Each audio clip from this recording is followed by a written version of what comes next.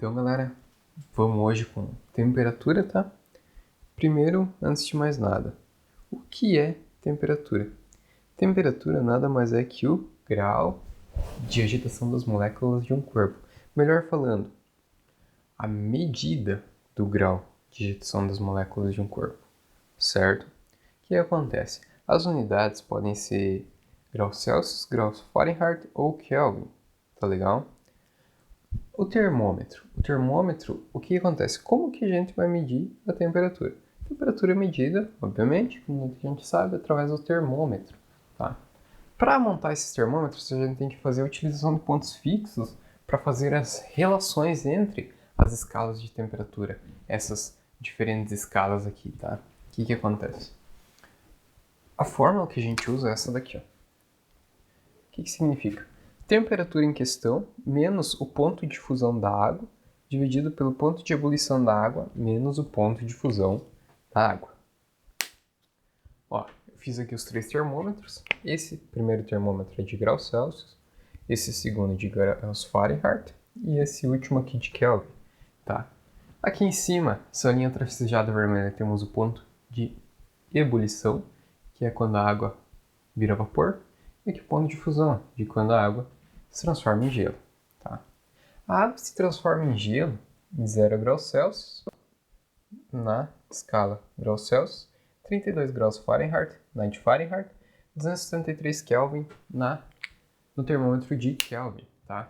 E a água evapora a 100 graus Celsius, 212 graus Fahrenheit, 373 Kelvin. Ótimo. Vamos montar então as fórmulas de relação entre essas escalas aqui, aplicando a formulazinha padrão.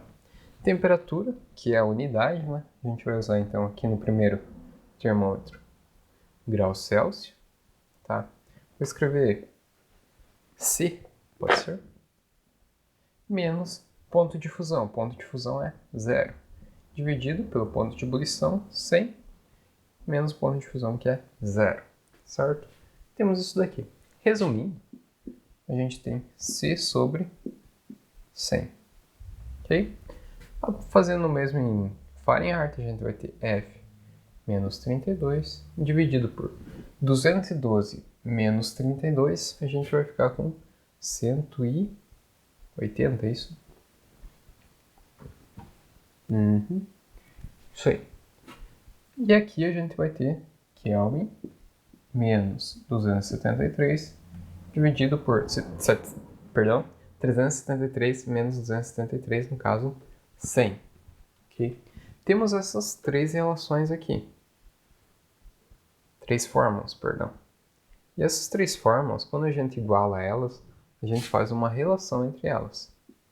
Ó, isso daqui é igual a isso daqui, que é igual a isso daqui. Certo? Porém, em vários livros vocês encontram elas resumidas. O que os livros fazem?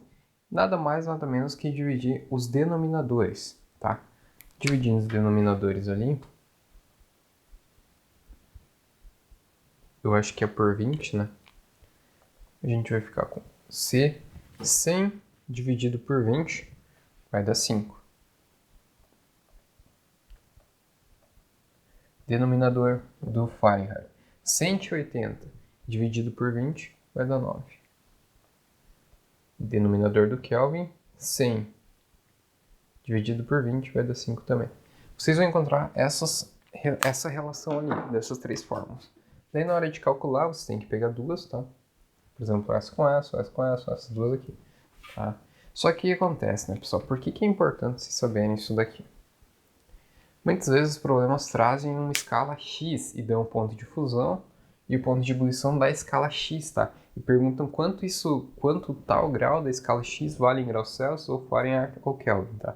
Para aquilo, vocês vão ter que usar uma dessas três aqui, tá? Para relacionar com outra escala X e usa essa fórmula para fazer aqui, tá? Por quê? Porque essa simplificação aqui serve apenas quando é essas três aqui, porque as escalas reais e, se vocês preferirem, podem sempre usar isso daqui, né? As fórmulas são as mesmas, só tem que cuidar com os denominadores aqui, que são simplificados na relação entre essas três padrões aqui, tá?